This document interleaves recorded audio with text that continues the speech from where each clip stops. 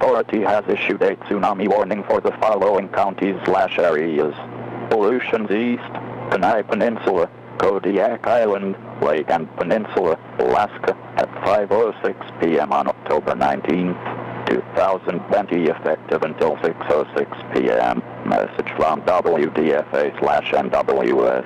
The tsunami warning remains in effect for the coastal areas of Alaska from Canada and Alaska, which is located 40 miles SW of Homer, to Unimak Pass, Alaska, which is located 80 miles NE of Unalaska. If you are located in this coastal area, move inland to higher ground.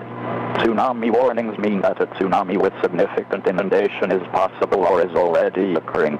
Tsunamis are a series of waves dangerous many hours after initial arrival time. The first wave may not be the largest.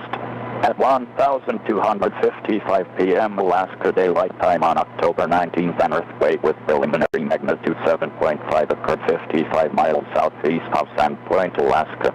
Estimated tsunami start times for selected sites are Sandpoint, Alaska 155 p.m. AKDT, October 19th.